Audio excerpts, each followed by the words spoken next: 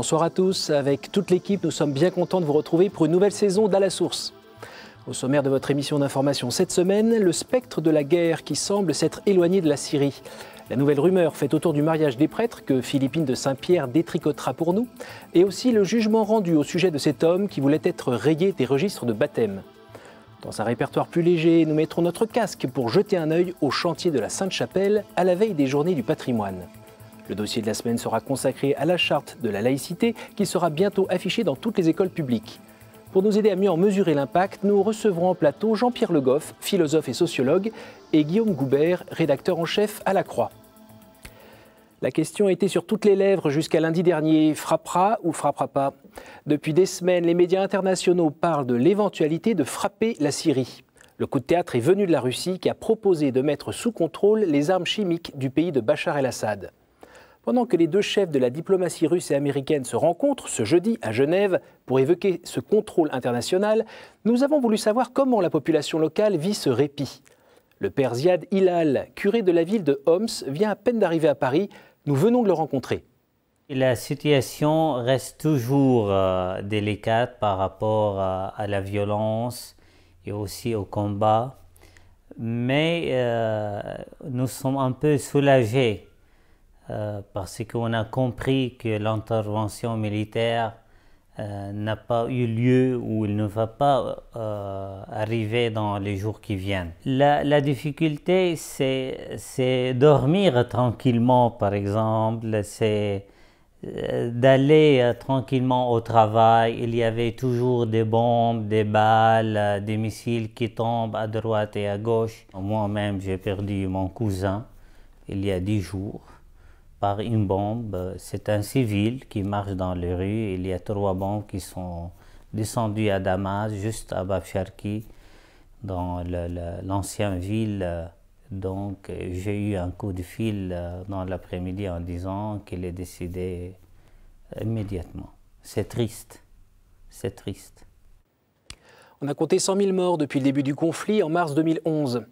Des personnes tuées, ce n'est pas un scoop, par des armes souvent fabriquées par des pays qui s'enrichissent avec ce business aussi sanglant que juteux. Monseigneur Silvano Tomasi, observateur permanent du Saint-Siège aux Nations Unies à Genève, a pointé les responsables. Un propos assez détonnant pour un diplomate, mais qui a le mérite de nommer les choses et qui sait de les faire changer. Une manière efficace de contribuer à arrêter la violence et la tragédie qui continue en Syrie serait d'arrêter l'envoi des armes à tous les combattants. Les pays développés, surtout les pays producteurs des armes, comme les États-Unis, la France, la Russie, la Chine, d'autres qui produisent des armes, et ils les vendent dans le monde. C'est une partie de l'économie nationale, quelquefois. Il y a l'objectif fondamental de poursuivre la paix à travers une négociation politique et la bonne volonté de tous de commencer une nouvelle réflexion sur les dépenses militaires qui sont énormes. Alors avec ces ressources, la communauté internationale pourrait résoudre tous les problèmes sociaux que nous avons. C'est un discours un peu idéal, mais à la fin, c'est cette vision chrétienne qui devient plus pratique et plus réalistique pour établir vraiment la paix et éviter les tragédies qu'on voit dans des pays comme la Syrie. Alors le pape François a invité chacun à une journée de jeûne et de prière pour la paix en Syrie, au Moyen-Orient et dans le monde entier samedi dernier. Vous y étiez peut-être. Vous voyez ici à l'écran les veillées organisées à Marseille, à Rennes et à Bordeaux. On a vu aussi en Belgique des musulmans se joindre à cette initiative. Monseigneur Lemens a même été invité à parler dans une mosquée de Malines, Bruxelles. Une première. Depuis hier soir, vous avez dû l'entendre, les médias font leur chou gras sur les propos du futur numéro 2 de l'Église catholique, Pietro Parolin, 58 ans. Dans le journal local vénézuélien El Universal, il rappelle que le célibat des prêtres n'est pas un dogme. Une évolution, mais sans doute pas celle que l'on croit, comme l'explique Philippine de Saint-Pierre.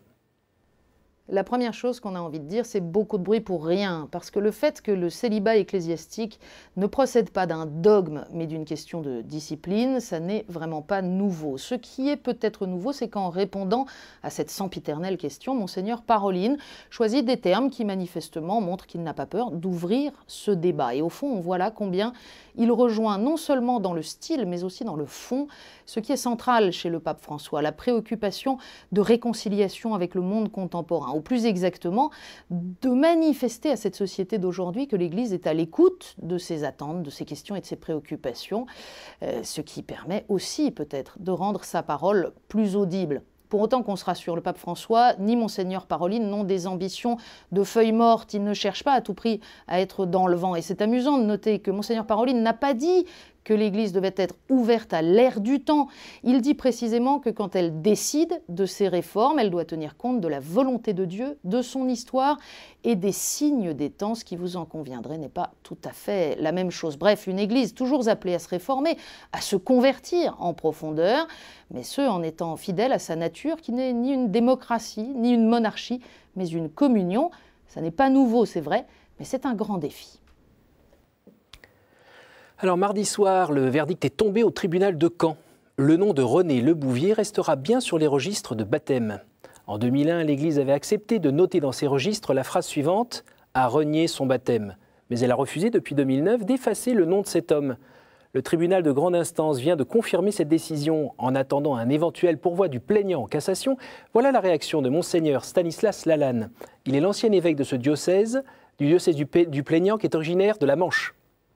C'est un soulagement, je l'espérais beaucoup. Je crois que c'est extrêmement important, et pour le diocèse de Coutances-et-Avranches, mais pour l'ensemble des diocèses de France. C'est un événement spirituel, bien sûr, sacrement de baptême.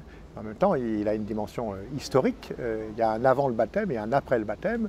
Et donc, il n'est pas question de dire « Monsieur, votre baptême n'a pas eu lieu ». Alors que cet homme dise, moi, pour des raisons personnelles qui ne regardent que lui, désire qu'on fasse mention qu'il est contre ce baptême, etc. Bon, et on met comme auparavant une mention marginale qui atteste de son désir. Cette mention marginale est mise sur le registre de baptême. Dans d'autres diocèses, il y avait aussi des demandes similaires. Et on avait dit, attendons de voir ce que dira la Cour d'appel de Caen. Ben, la Cour d'appel, en toute indépendance et objectivité, a pris sa décision. Et de fait, elle va avoir un impact sur l'ensemble des diocèses de France. Voilà.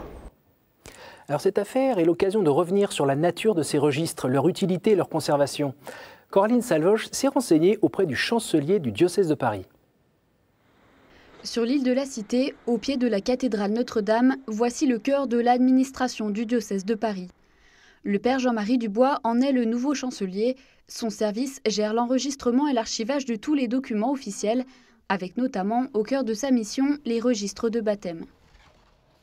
Chaque paroisse en particulier possède 2 registres pour les baptêmes, 2 registres pour les mariages.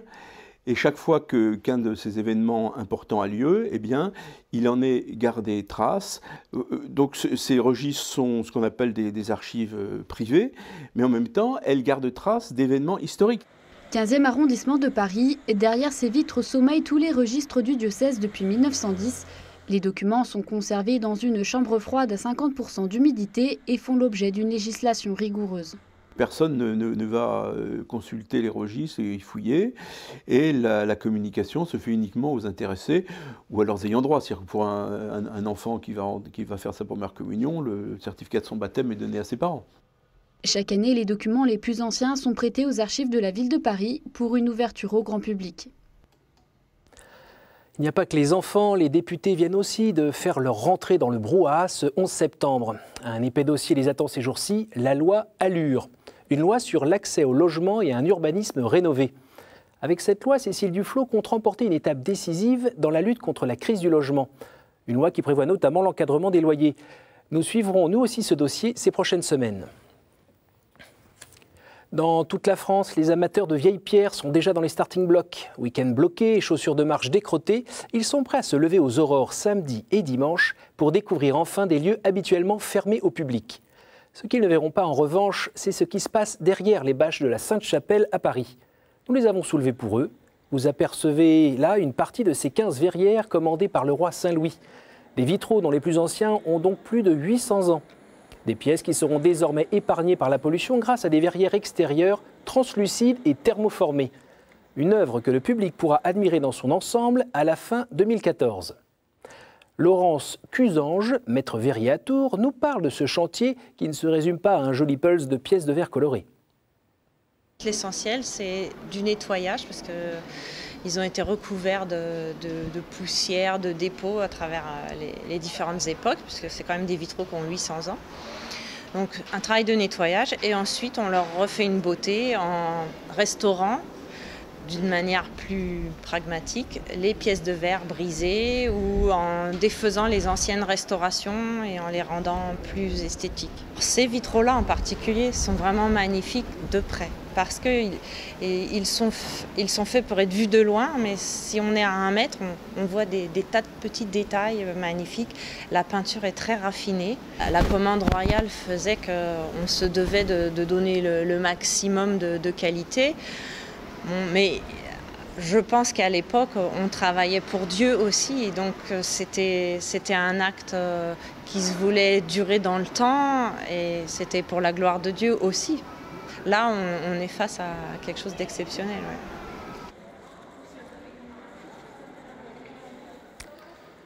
L'année dernière, vous vous en souvenez, les opposants au mariage pour tous ont battu le pavé. Certains ont même continué cet été.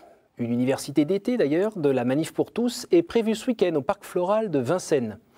Vous le savez, de nouveaux projets de loi sociétaux devraient bientôt être défendus par le gouvernement. En réponse, Alliance Vita a proposé une formation express le week-end dernier pour se former à la défense de ses idées. Antonin Lebaille y était. Des stylos, des blocs-notes, des élèves qui écoutent attentivement un intervenant, ça sent la rentrée dans cette salle qui accueille la masterclass d'Alliance Vita. 60 jeunes, dont une large majorité d'étudiants, ont décidé d'anticiper leur rentrée pour suivre ce temps de formation à la bioéthique. Alors que le calendrier gouvernemental des lois sociétales s'accélère, cette formation répond à un besoin ressenti tout au long de l'année dernière par ces jeunes. La plupart de ces sujets sont médicaux, je ne suis pas médecin, j'y connais pas grand-chose et pourtant je sens qu'il y a une vraie nécessité de s'engager sur ces sujets-là. En fait, il y a eu énormément de volonté de s'impliquer à la suite des manifestations. Et il y a eu aussi, les jeunes sont aperçus, et les autres d'ailleurs, sont aperçus d'une carence d'arguments. Et c'est pour ça qu'aujourd'hui, il y a une véritable volonté en fait, de se former. Cette formation de bioéthique, ça va leur permettre d'avoir des clés en fait, pour avoir des arguments pour en discuter le plus largement possible. L'objectif avoué est de promouvoir chez Alliance Vita l'émergence d'un groupe de jeunes formés et dynamiques. Mais plus largement, ces derniers sont invités à infuser dans toute la société pour servir de balise et de vigile. C'est oui, s'engager dans des associations pas forcément qui n'auraient pas forcément les mêmes avis que nous, mais c'est aussi agir depuis la petite place qu'on aura, agir depuis notre formation, dans nos études, après dans nos métiers. Ces jeunes, dont une bonne moitié est dans le domaine médical, auront l'occasion de mettre en pratique ce qu'ils ont appris avec le vote prochain d'une loi sur la fin de vie particulièrement controversée. Une bonne nouvelle en bref, l'initiative Un de nous vient de passer la barre du million de signatures collectées en Europe. Le succès populaire est inédit sur ce sujet fondamental de la protection de l'embryon humain. Cette collecte se poursuivra jusque court octobre pour atteindre vraisemblablement 1,2 million de voix. Alors cela ne vous a pas échappé, je vous l'ai répété plusieurs fois, c'est bien la rentrée. Pour le ministre de l'Éducation Vincent Payon, c'est aussi le début de sa refondation de l'école. Depuis lundi dernier, de petites affichettes colorées commencent à fleurir dans les écoles publiques. Il s'agit de la charte de la laïcité. Avant d'ouvrir ce dossier avec nos invités, voyons maintenant ce que disent vos hebdo-chrétiens cette semaine.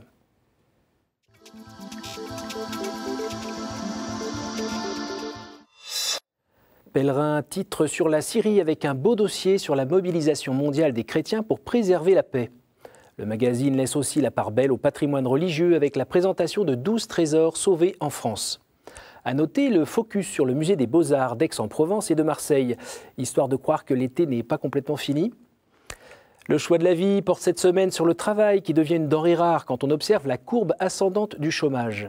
La rédaction s'interroge et cherche des moyens pour lutter contre ce chômage structurel. On trouvera aussi dans ce numéro un bel article intitulé « Cheminer avec l'enfant handicapé ». Famille chrétienne a choisi de proposer un autre regard sur Marseille, loin des armes automatiques, dont le bruit résonne trop souvent dans la ville. Gros plan sur ces catholiques qui font avancer les choses dans les fameux quartiers nord. Dans les pages Croire, vous retrouverez aussi une interview du cardinal Lovera qui parle de la nouvelle traduction liturgique de la Bible qui paraîtra fin novembre. Écoutons maintenant le regard décalé que Monseigneur Di Falco porte sur l'actualité syrienne. Une actualité qui ne se résume pas à des paroles et des calculs politiques.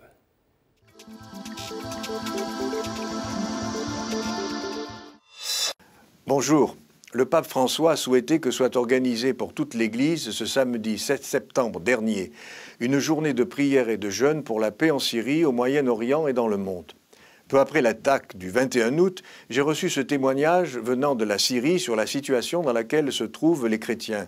Je le livre à vos réflexions et pour ceux qui ont la foi à leur prière. La crise syrienne, me dit mon interlocuteur, qui dure depuis le 15 mars 2011, ne cesse de se transformer, cumulant les analyses dans un labyrinthe sans précédent.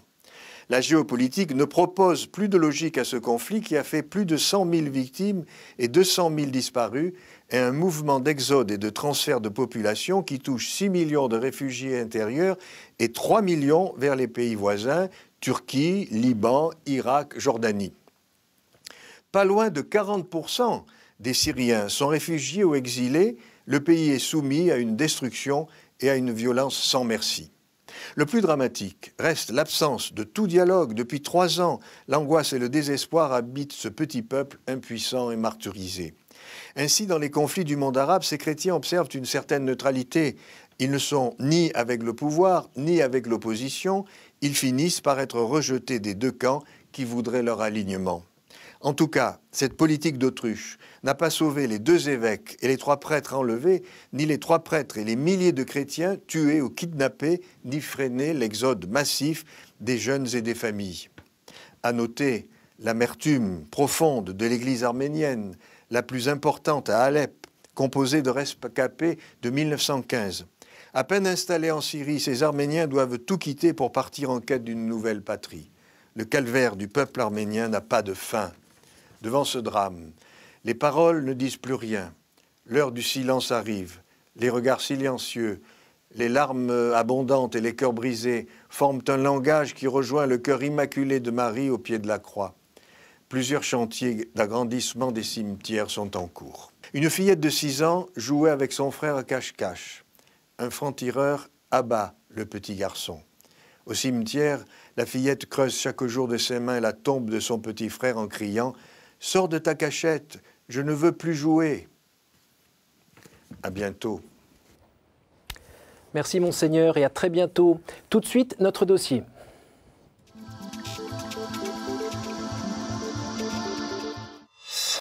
Voici maintenant en présence de nos invités. À ma droite, Jean-Pierre Le Goff, philosophe et sociologue. Bonsoir et merci de nous avoir rejoints. Et à ma gauche, Guillaume Goubert, rédacteur en chef à La Croix. Bonsoir Guillaume. Bonsoir. Je vous propose pour commencer d'écouter la réaction de cette professeure d'histoire-géographie devant cette nouvelle charte de la laïcité. C'est un instrument utile d'abord parce que ça permet effectivement de lutter contre les extrémismes et il y en a. Oui, en cours d'histoire, quand on aborde la Shoah, quand j'ai abordé la Shoah, j'ai eu des petites remarques provocatrices du genre on a bien raison de liquider les Juifs ou des choses comme ça. La charte est utile pour une deuxième raison, parce qu'elle réaffirme la liberté religieuse, sans la réduire à la stricte sphère privée. C'était un peu ce que je redoutais. Et l'article 3 rappelle que non seulement la liberté de croire, mais aussi d'exprimer ce qu'on croit, à condition bien sûr que ça ne porte pas atteinte à l'ordre public. Et le programme prend en compte cette dimension religieuse de l'homme et la charte va permettre de l'affirmer encore plus nettement. Alors, qu'est-ce que vous en pensez ? Je suis totalement d'accord avec ce qui vient d'être dit. Bon, ça c'est beau déjà. Et vous, Guillaume ? Également. Bon, bah, c'est bien. Alors voilà, le dossier est terminé. Hein, c'est aussi simple. Bon, quand même, un petit peu, si on va un petit peu par en dessous, il y a une chose étonnante à la lecture de cette charte. Elle a un côté un petit peu inodore ou qui fait pas mal, quoi. On apprend à vivre gentiment tous ensemble et comme ça on peut enseigner. Est-ce que c'est vraiment ça ? Je pense qu'il faut partir de la réalité. Ce qui a été dit, à mon avis, est une réalité. La réalité, c'est qu'il y a des pressions qui existent vis-à-vis des élèves qui sont dans des familles qui peuvent être d'ailleurs tiraillées entre ce qu'ils entendent dans leur famille et ce qu'ils entendent à l'école. Bon. D'autre part, je pense que ce n'est pas général, mais il existe aussi des pressions qui existent, y compris à l'école. Ce qu'il disait sur la Shoah, mais on pourrait dire aussi sur les sciences naturelles, hein, sur la question de l'évolution. Donc là, je pense que la charte dit très bien les choses de ce point de vue-là. Maintenant, qu'elle ne traite pas tout, c'est entendu, mais c'est une charte, ce n'est pas une loi ni un règlement. Il y a beaucoup de choses qui restent en suspens, avec notamment la question est-ce que cette charte va être appliquée dans les écoles privées sous contrat, par exemple, des choses comme ça.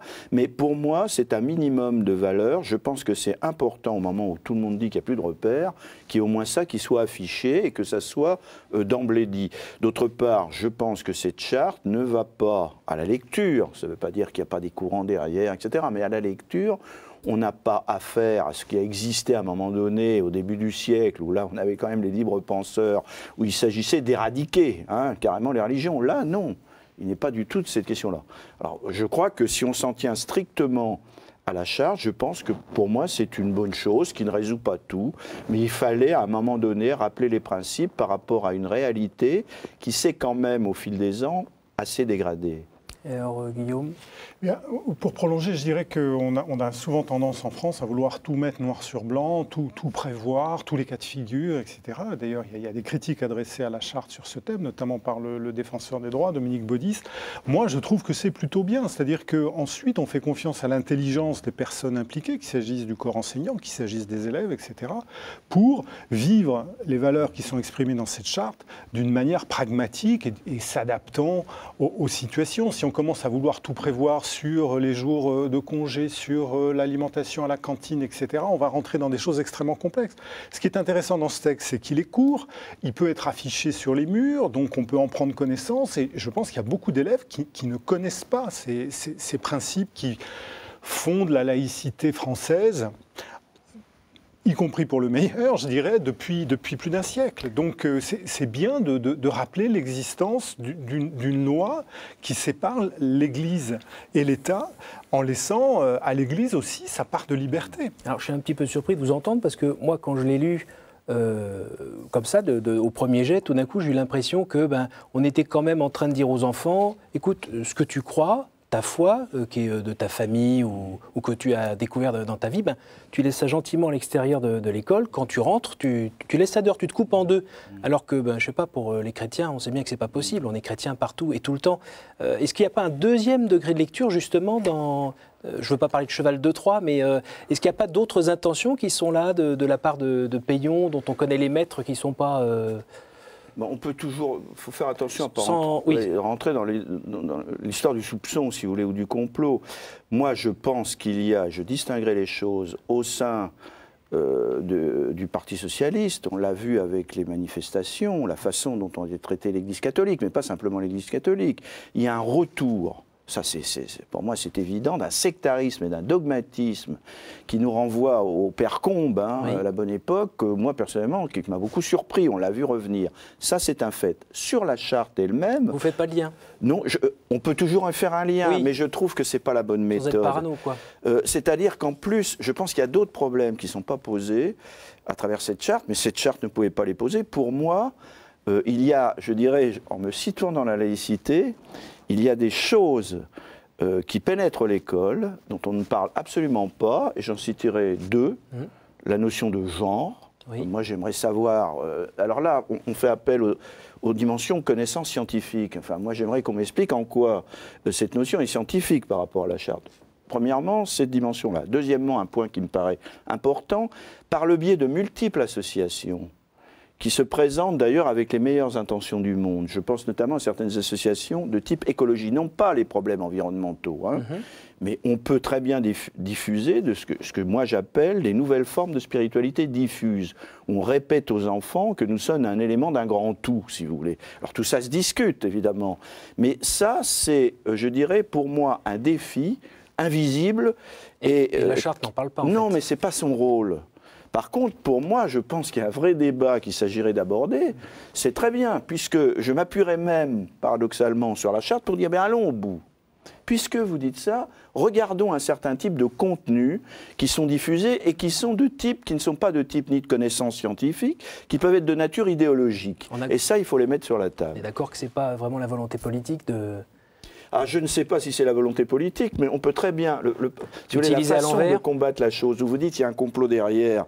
Je ne dis pas qu'il y a un complot, non. Je dis, tiens, éventuellement, quand on connaît M. Peillon, quand on l'écoute un peu, quand on voit la volonté du gouvernement ces derniers temps un peu de...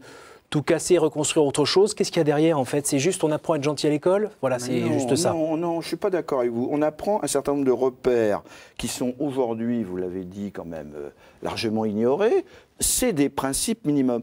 On les rappelle, point. À partir de là, le débat s'engage. Et j'aimerais qu'il aille jusqu'au bout, y compris sur ces choses non dites.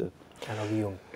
En prolongeant ce qui vient d'être dit, par exemple, quand on prend l'article 11, qui dit « Les personnels ont un devoir de stricte neutralité, ils ne doivent pas manifester leurs convictions politiques ou religieuses dans l'exercice de leurs fonctions ». Il faut faire attention aussi aux mots politiques. Oui. Je pense qu'il y a beaucoup de parents qui seront heureux à l'idée qu'on puisse dire à un professeur « vous n'avez pas exprimé vos convictions politiques ». Et je pense que d'une certaine façon, le débat se focalise trop sur la question religieuse, qui est évidemment importante et qui est une partie de la motivation de cette démarche, mais la question de la motivation politique est importante.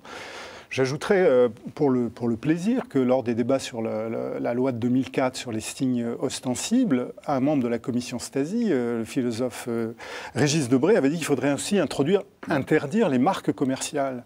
Et je trouve que c'est une idée qui mériterait d'être creusée à nouveau. Donc sanctuariser l'école? Absolument. Oui, c'est également mon point de vue. Bon. Alors, sur le mot laïcité, moi je suis un tout petit peu embêté, et ça sera ma dernière question. Qu'est-ce que c'est finalement la laïcité? Parce qu'elle est positive avec certains, pour d'autres, elle est quelque chose qui revient un petit peu à la Troisième République. Qu'est-ce qu'on peut dire de manière un peu synthétique sur cet objet mouvant, peut-être non identifié? Je pense qu'il n'y a pas qu'une conception de la laïcité. C'est très simple. Il a existé depuis la Révolution française, on l'a vu revoir, un vieux courant anti-chrétien, notamment les sans-culottes, etc. Et puis il y a ces républicains modérés de la Troisième République, et c'était Ferry, qui ont dit, mais attendez, on va même réintégrer l'histoire avant la Révolution française, donc qui étaient plutôt des modérés. La question qu'il faut poser aujourd'hui, c'est quelle conception de la laïcité revient aujourd'hui, notamment... Je ne pense pas qu'on puisse la prendre sur la charte. Moi, je le prendrais sur d'autres manifestations. Mais je crois qu'effectivement, il y a plusieurs conceptions de la laïcité. Et je pense qu'il y a une laïcité. Ce serait laquelle qui revient? Eh bien, dans la charte, pour moi, c'est la laïcité au bon sens du terme. C'est-à-dire, c'est une laïcité qui n'est pas militante, qui ne dit pas que les religions, il faut absolument, comme ça a été dit d'ailleurs au début du siècle, il faut éradiquer la religion. Il y avait ce courant chez les libres penseurs. On n'est pas du tout dans ce cas-là pour la charte. Par contre, ce que je vois à l'intérieur de la gauche, et je le regrette évidemment, c'est revenir à un courant dogmatique et sectaire de ce type, qui est très étonnant, et qu'on a vu se manifester de façon très claire à travers un certain nombre de déclarations, où on sentait bien que là, on débordait la question de cette conception de la laïcité modérée, en fait, par rapport à une conception de la laïcité militante de type libre-penseur début du siècle. Bon, donc ça, on va voir ça pendant cette année dans les prochains dossiers. Je vous remercie, messieurs, pour cet échange et merci à vous tous pour votre fidélité. Vous pourrez retrouver ce programme sur le site ktotv.com. Bonne fin de soirée à tous. Rendez-vous la semaine prochaine, même heure, même endroit.